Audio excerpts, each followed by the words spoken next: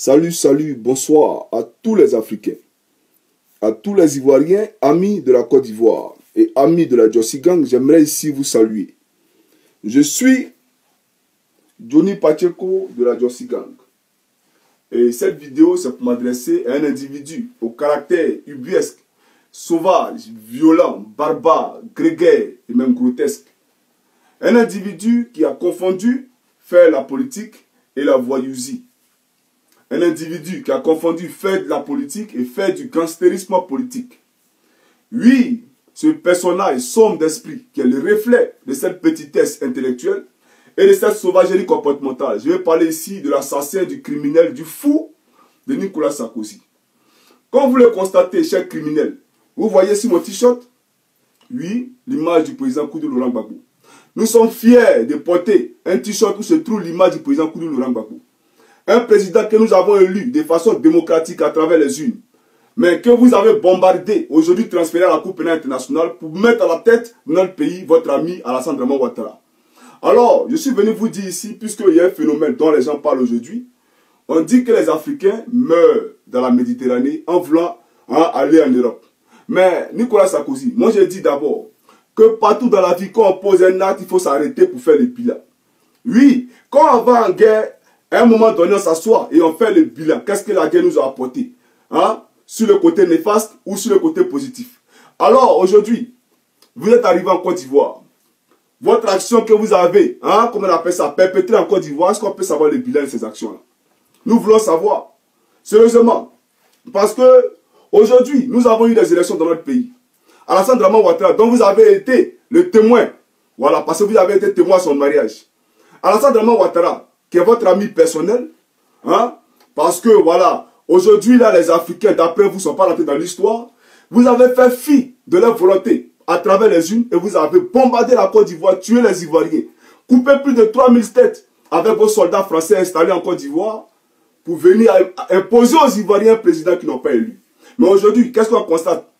Parce que hier, vous êtes allé voir Barack Obama pour dire à Barack Obama que les Ivoiriens souffraient. Gbagbo aurait été un dictateur, etc., etc. Mais aujourd'hui, là, regardez, nous avons un pont privatisé. Le pont Henri Konan Bédié, là, c'est un pont privatisé qui appartient à la France, bien sûr, mais ça doit vous appartenir. Puisque Alassane Draman Ouattara est là pour faire les intérêts de la France. Et c'est ça la vérité. Et les imposants les plus farouches au régime de Ouattara, donc au régime français, parce qu'aujourd'hui, la Côte d'Ivoire, c'est la République française de Côte d'Ivoire. Et c'est ça la réalité, sous Draman Ouattara. Donc les opposants les plus farouches à ce régime-là, soit ils sont en exil, à la Cour pénale internationale, ou ils sont en prison, tout simplement. N'est-ce pas? La preuve en est même qu'on ne peut même pas permettre aux journaux de l'opposition de s'exprimer. Alors que ce Gbagbo Laurent, mais le patriote, le critiquait, le vilipendait, le diabolisait comme il voulait. Qui les a massacrés? Qui a saccagé les locaux? Mais aujourd'hui, combien de fois les locaux de notre voix n'ont pas été saccagés? Vous avez instauré en Côte d'Ivoire la démocratie? C'est ça votre démocratie à la Dramanistan? J'aimerais vous dire simplement qu'en Côte d'Ivoire, nous avons deux armées. Une armée loyale, désarmée parce qu'ils n'ont pas d'armes, et une armée composée de chasseurs traditionnels, les FRC, les Dozo, armés jusqu'au dents. Alors, est-ce qu'on peut nous dire l'origine de ces chasseurs traditionnels-là?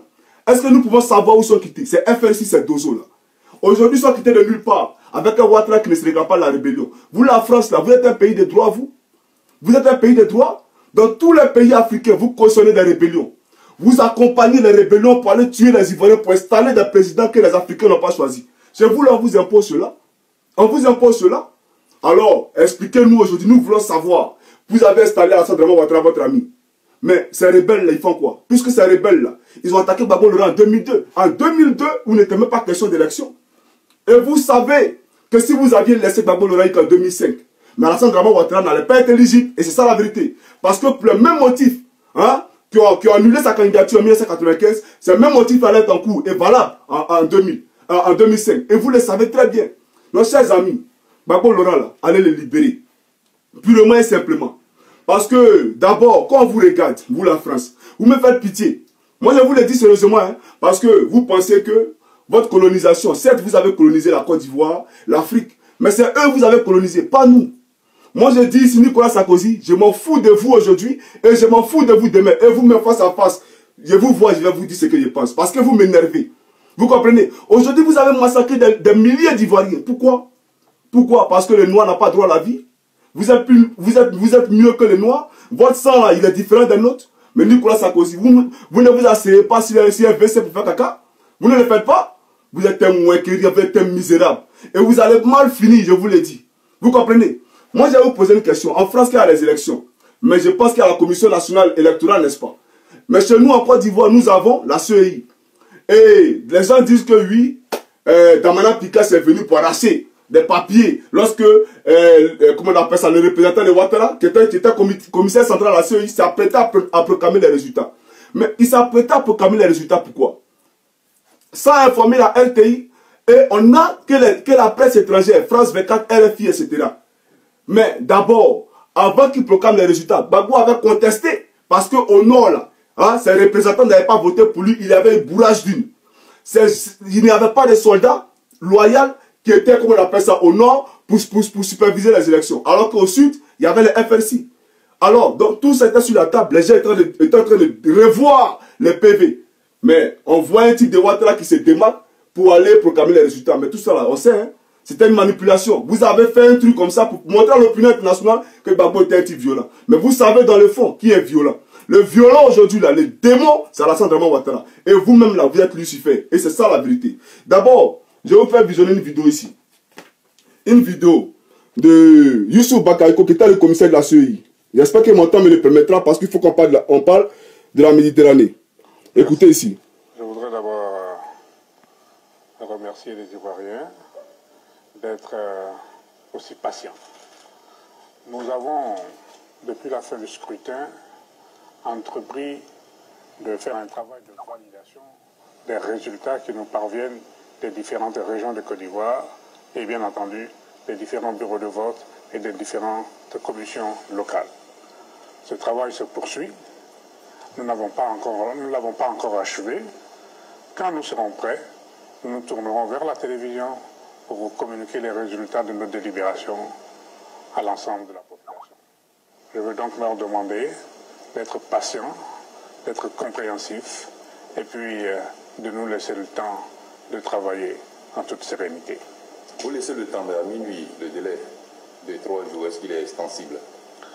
Écoutez, il s'agit de problèmes d'une grande importance. Il n'est pas encore minuit, donc nous continuons de travailler. Voilà. Il n'est pas encore minuit. Ça veut dire qu'après minuit, il n'a plus légitimité de proclamer les résultats. Mais regardez ce qui s'est passé. C'est-à-dire qu'après minuit, là, voilà ce que nous avons vu. Voici, c'est une annonce. Bravo Laurent. 2 millions... Ici, là, c'est France 24. Hein. 055 voix, soit 45,3% France 24. de suffrage. Voilà. Donc, je n'ai pas trop pris mon temps. Vous voyez, il n'est pas comme minuit. Ça, c'est devant la télévision nationale. Et du coup, il est devant là-bas, à l'hôtel du Golfe, le QG d'Alassane Draman Ouattara, rempli de rebelles qui sont quittés à Bouaké. Soyons sérieux. Et vous, Nicolas Sarkozy, vous êtes qui? Sur quelle base vous vous levez pour dire Gbagbo Laurent, je vous donne 48 heures pour quitter le pouvoir? Vous êtes qui? Vous êtes mieux que Gbagbo Laurent. Gbagbo Laurent, c'est un chef d'État. C'est un chef d'État autant que vous. Mais vous êtes gonflé, hein, Nicolas Sarkozy. Parce que vous avez l'armée française. Mais vous faites quoi d'ailleurs en Afrique? Allez violer les filles de 15 ans, 9 ans, 8 ans en Centrafrique? C'est ça les soldats de l'armée, le roi de l'armée française en Afrique? Vous faites quoi chez nous? Vous pensez qu'on ne peut pas se défendre? Le terrorisme, nous n'en avons pas besoin. Il n'y a pas de terroristes en Afrique. Jusqu'à point de compter là, si les gens s'explosent là, c'est chez vous ici. Donc l'armée française là, ramassez-les et allez les mettre à l'aéroport à Charles de Gaulle pour dissuader les terroristes qui voudront attaquer la France. C'est ça la vérité. Libérez-nous tranquillement. Alors comme ça, vous mijotez des choses comme ça. Ce type-là, Youssou Bakaïko, quand il a fini de proclamer les résultats, il est allé dans un avion spécial aller s'asseoir à Neuilly-sur-Seine en France. Mais est-ce que c'est sérieux? Est-ce que c'est sérieux? Et aujourd'hui, vous prenez Gbagbo Laurent, vous l'amenez à la Coupe pénale internationale. Vous avez oublié qu'en 2002, il a été victime d'un coup d'État? Vous l'avez oublié? C'est aujourd'hui Gbagbo Laurent hein, qu'on diabolise sur tous les médias. Mais la CPI, là, vous pensez que nous, on ne sait pas ce qui se passe à la CPI? Vous-même, Nicolas Sarkozy, vous devez être à la CPI. George Bush des États-Unis doit être à la CPI. Toujours en train de créer des motifs. Oui, tel pays est dictateur. Nous allons en venir sur la Libye tout à l'heure. Et vous partez bombarder de ces pays-là. Mais aujourd'hui, allez-y à la CPI. Donc la CPI, c'est pour les Africains hein, qui sont les opposants à l'impérialisme. Et voilà, les impérialistes, eux, n'ont pas droit à la CPI. Soyons sérieux. Alors aujourd'hui, on dit que les Africains veulent migrer vers l'Europe. Et ils meurent dans la Méditerranée. On voit Manuel Valls demander il a demandé à Kelmel, il oublie un peu la ville, de renforcer le dispositif militaire pour sécuriser les frontières européennes. Mais prenez les gens au sérieux. Quand vous partiez tuer Kadhafi, qu'est-ce que vous avez fait? Vous avez dit que Kadhafi était un dictateur. Qu'en Libye, là, les gens, en tout cas, mouraient sous Kadhafi. Aujourd'hui, là, vous avez laissé quoi en Libye, là-bas? Nicolas Sarkozy allait faire le bilan. Quand on pose un acte, on fait le bilan. Aujourd'hui, allez voir. Il vivait mieux qu'avant la mort de Kadhafi. Qu'après la mort de Kadhafi. Non, il vivait mieux avant qu'aujourd'hui. Sous Kadhafi, il vivait mieux. Kadhafi que vous avez traité de dictateur. Et d'ailleurs, la Libye était le seul pays qu'on peut comparer à l'Europe. Parce qu'en Libye, même ceux qui ne travaillaient pas étaient payés. Même les plus démunis, les étrangers, là, ils avaient un endroit pour aller manger. S'ils n'avaient pas d'argent. C'est sous Kadhafi on a vu ça. Kadhafi, il avait des idées pour l'Afrique. Kadhafi voulait se battre pour qu'on sorte du franc CFA. Parce que vous savez que les francs CFA maintiennent l'Afrique dans l'assujettissement et dans la servitude. Vous le savez. Kadhafi avait les moyens. Il voulait même créer un satellite pour l'Afrique. Parce que les communications, là, les oranges, là, 1 minute, 500 francs. On est fatigué de ça. Mais c'est pour ça que vous l'avez tué. Vous pensez que nous sommes cons? Aujourd'hui, vous avez tué Kadhafi, allez faire le bilan en Libye. Vous avez, c'est vrai que ça contribue à la déstabilisation du Nord Mali. Les armes qui circulent partout en Afrique. Toujours en train de créer des motifs. Oui, tel président est dictateur, vous partez bombarder. Mais après, qu'est-ce qui se passe? Allez faire le bilan là-bas. Mais c'est Libyen, là, c'est normal qu'ils migrent en Europe. Et après, vous les traitez de sans-papiers. Vous n'avez pas honte. Vous, la France, vous possédez qu'une matière première. Vous avez quoi dans votre sous-sol? Arrêtez ça, hein. Arrêtez ce que vous êtes en train de faire là. Vous comprenez? Vous êtes en train de voler tous les pays de la zone franc. Nous savons ça. Toutes nos matières premières qu'on exporte là, vous avez 51% sur chaque pays. Donc à vous seul, vous produisez le cacao, le coton, comment on appelle ça, le pétrole, tout, alors que vous ce sont les pauvres. Pourquoi? Soyons sérieux.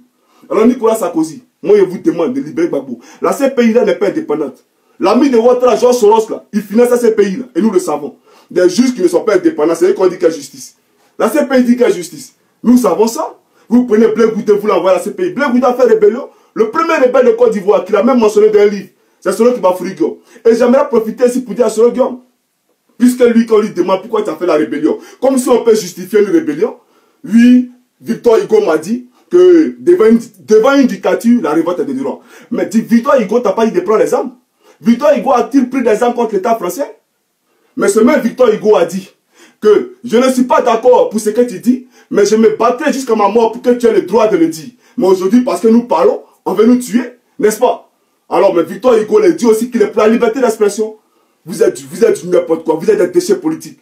Vous êtes du n'importe quoi. Sérieusement, c'est pas pourquoi l'Afrique a connu des gens comme ça. Vous faites pitié aux Africains. Aujourd'hui, les Africains n'ont même pas de moyens pour se soigner.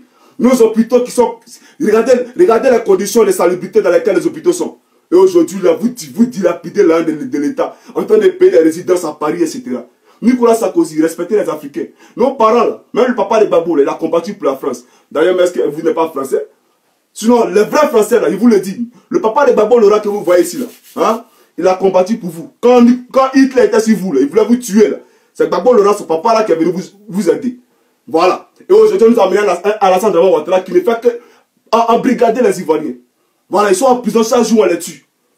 Vous n'avez pas honte, vous devrez changer votre politique étrangère en Afrique. Nous voulons du gagnant-gagnant. De la même manière que vous n'imposez pas votre dictat en Chine, nous voulons aussi que vous n'imposez pas ce dictat-là en Afrique. Et d'ailleurs, nous ne voulons pas des Français dans nos conseils d'administration des banques centrales africaines. Nous ne voulons pas parce que nous voulons sortir du franc CFA. Voilà. Donc, le bilan, c'est que si les Africains sont émigrés pour mourir dans la Méditerranée, ne cherchez pas loin. Hein. C'est à la fois de Nicolas Sarkozy. C'est Nicolas Sarkozy qui a bombardé la Libye, raison pour laquelle ça a créé la déstabilisation de cette région-là. Et aujourd'hui, si les Africains sont aussi en train de souffrir là, c'est bien sûr par la faute de nos dirigeants politiques. Donc, chers amis, je vais m'arrêter là parce que j'ai appris que il y a 500 cas d'identité ivoirienne qui ont été attrapés à comment on appelle ça, à Gagnoal, au poste de contrôle. Parce qu'Alassane Dramane Ouattara voulait donner au Burkinabé de Soubré. Nous allons en parler tout à l'heure. Donc, c'était Johnny Pacheco de la Jossy Gang, Nicolas Sarkozy, Gbagbo Laurent, là, nous les morts. Et c'est lui que nous avons choisi. Et vous le savez. Voilà. Le Golf Hotel, c'est pas la CEI. Le Golf Hotel, c'est pas le Conseil constitutionnel. Voilà. Et vous pensez que quoi? Un monsieur qui se lève de façon isolée, qui va proclamer les résultats sans les membres de son bureau? Prenez les gens sérieux, vous là. Chers amis, c'est Johnny Pacheco de la Jossy Gang. On se suit les morts. Faut bien regarder. C'est Gbagbo Laurent. Voilà. Moi, tu m'énerves et tu m'énerveras toujours. Et c'est une réalité. Ciao, ciao.